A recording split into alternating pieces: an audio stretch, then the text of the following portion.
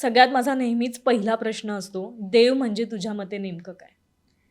देव म्हणजे काइंडनेस सगळ्यात पहिलं. का माहीत आहे? तुम्ही एखाद्याच्या सिच्युएशनला त्या जागी जाऊन समजून घेणं, मला हे देवत्व वाटतं. यापेक्षा वेगळं काहीच नाही आहे. तुम्ही देवाला हात जोडताय, तुम्ही मंदिरात जाताय, तुम्ही कोणाच्या पाया पडताय, यापेक्षा सगळ्यात जास्त आणि सगळ्यात छान काय माहीत आहे, की ही व्यक्ती माझ्यावर रागवली, मग ती का रागवली? बस एवढं समजून घ्या. ते म्हणजे देवत्व आहे. मग बघा तुमचे सगळे प्रॉब्लेम सॉल्व्ह होते. किती श्रद्धा आहे देवावर? प्रचंड. प्रचंड म्हणजे प्रचंड. माझा जो अटळ विश्वास आहे देवावरती, अटळ. देव जे काही करतो ते चांगल्यासाठी करतो. ही माझी जी एक वन लाईन देवावरची जी काही श्रद्धा आहे ना, ती आजपर्यंत ढळलेली नाही. जरी त्यांनी माझी आई नेली, जरी त्यांनी खूप गोष्टींमध्ये मला अचानकपणे टाकलं, अचानकपणे माझी लाईफ 360 डिग्री बदलली, तरीही मला माहिती आहे की देव आज ज्या सिच्युएशनमध्ये त्याने मला ठेवलेलं आहे, तर ते खूप चांगल्यासाठी ठेवलं आहे. कदाचित त्याला हवं असेल की तू थोडा आराम कर, असं म्हणणं असेल देवाचं, असं मला असू वाटतं. शकतं. आणि या सगळ्या दरम्यान मी फक्त आणि फक्त देवाची भक्ती करते. कदाचित देव म्हणत असेल की थोडंसं मला पण वेळ दे, असं मला वाटतं. अर्थात. आत्ताच तू म्हणालीस की माझं लाईफ 360 डिग्री बदललं. तुझं Instagram मी अख्खं स्क्रोल केलंय. सोशल मीडियावर तुझी एक पोस्ट होती रिसेंटली गुरुचरित्र पारायणाची आणि हो. त्याच्या कॅप्शनमधली पहिली ओळ होती की अ, माझी लाईफ बदलली, 360 बदलली. काही माणसं जवळची होती अ, ती सुद्धा बदलली. बदल. सो हा जो काळ होता याबद्दल काय व्यक्त होशील किंवा या काळात तुला अध्यात्मानं कसं सावरलं? ज्या वेळेस मी आईबरोबर होते हं. हॉस्पिटलला, म्हणजे एवढ्या मागच्या वर्षात माझी आई 7 ते 8 वेळा हॉस्पिटलाइज झाली. हं. आणि त्या वेळेत मला कळलं की खरंच यार, कोण आपलं आहे आणि कोण परकं आहे. ज्यांना आपण रक्ताची नाती नाती म्हणतो, ते कोणीच नाही आलंय. पण त्यावेळेत देव आला. त्यावेळेला पावली वेगवेगळ्या माणसांच्या माध्यमातून देवानं माझी साथ दिली. म्हणजे मला जे कोणी डॉक्टर भेटले माझ्या आईसाठी असतील, त्यांनी इतकं परफेक्ट आईचं निदान केलं आणि मला खूप प्रेमानं जवळ घेऊन सांगितलं की तिच्याकडे फक्त 1 वर्षाचा टाईम आहे. पण तरीही त्यांनी मला घाबरवलं नाही, मला मला कन्फ्यूज नाही केलं. त्यांनी मला सांगितलं, "तू फक्त आईची सेवा कर." आणि त्या दरम्यान मी तुला सांगते की प्रत्येक गोष्टीची सहाय्यता ना मला बाहेरच्या लोकांकडनं झाली. मग मला असं वाटतं माझा वेळोवेळी देव धावून आला होता. माझं लग्न ठरणं हे सुद्धा त्याचंच एक उदाहरण आहे, की मी कुठेही गेलेले नाही.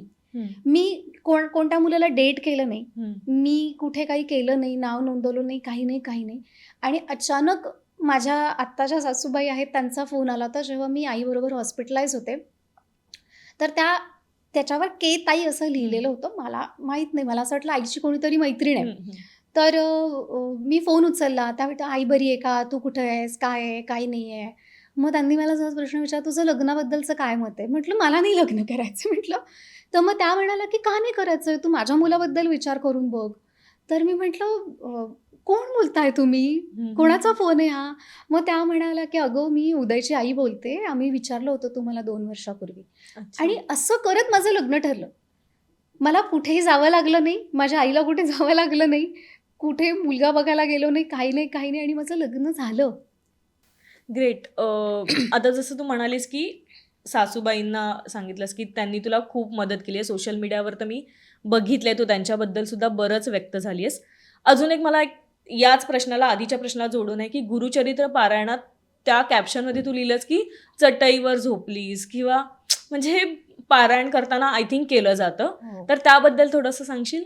खूप छान अनुभव होता हा. आपण ना खूप कम्फर्ट लाईफमध्ये जगतोय सगळेच जण. आपल्याला गादी हवी आहे, आपल्याला उशी हवी आहे, आपल्याला झोपायला आणखीन मखमल हवी आहे, सगळं हवं आहे, AC हवा आहे.